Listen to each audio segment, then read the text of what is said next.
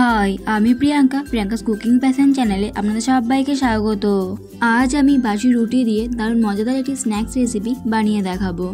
এটা খেতে খুবই সুন্দর হয়। তাহলে দেরি না করে দেখে নিন আমার আজকের এই রেসিপিটি।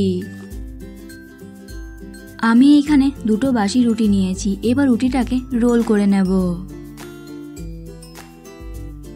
রুটিটা রোল করে নিয়েছি। এবার একটা কাঁচি দিয়ে রুটিটাকে এইভাবে টুকরো টুকরো করে কেটে নিচ্ছি।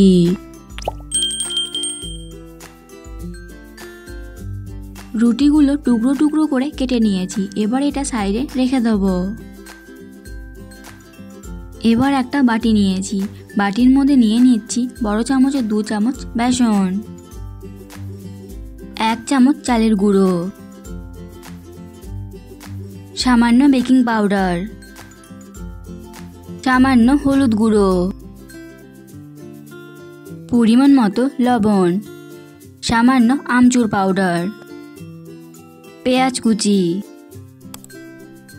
আর দিয়ে দিচ্ছি কাঁচা লঙ্কা কুচি। তবে অবশ্যই আপনারা নিজেদের পরিমাণ অনুযায়ী ঝালটা বাড়িয়ে বা কমিয়ে নিতে পারেন। এবার অল্প অল্প জল দিয়ে একটা ব্যাটার তৈরি করে নেব।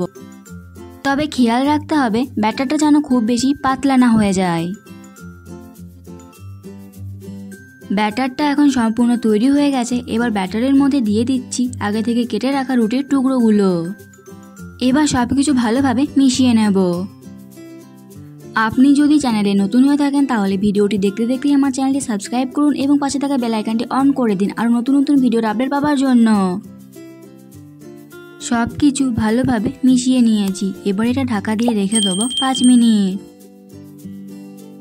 এবার গ্যাসে একটা প্যান বসিয়ে দিয়েছি। দিয়ে দিচ্ছি 2 চামচ সাদা তেল। এইভাবে তেলটা একটু প্যানের চারিপাশে ছড়িয়ে নিচ্ছি। তেল গরম হয়ে গেছে। এবার পকোড়াগুলো দিয়ে দিচ্ছি। আমি এখানে পকোড়াগুলো টিক্কির শেপে তৈরি করে নিয়েছি। আপনারা নিজেদের ইচ্ছা অনুযায়ী শেপে পকোড়াগুলো তৈরি করে নেবেন। আপনারা চাইলে পকোড়াগুলো ডিপ ফ্রাইও করে নিতে পারেন। তবে আমি এখানে পকোড়াগুলো ডিপ ফ্রাই করব না, তার জন্য খুব বেশি তেল ব্যবহার করিনি। এক পিঠ ভাজা হয়ে গেছে। এবার পকোড়াগুলো উল্টে দিচ্ছি। পাকোড়াগুলো উল্টে পাল্টে 2 পিঠই লালচে করে ভেজে নেব। পাকোড়াগুলো উল্টে পাল্টে লালচে করে ভেজে নিয়েছি। এবার এগুলো তুলে নিচ্ছি। তৈরি হয়ে গেল গরম গরম রুটির পাকোড়া। এই রেসিপিটা আপনাদের কেমন লাগলো অবশ্যই কমেন্ট করে জানাবেন। ভালো লেগে থাকলে লাইক এবং শেয়ার করবেন। আজ এই পর্যন্তই।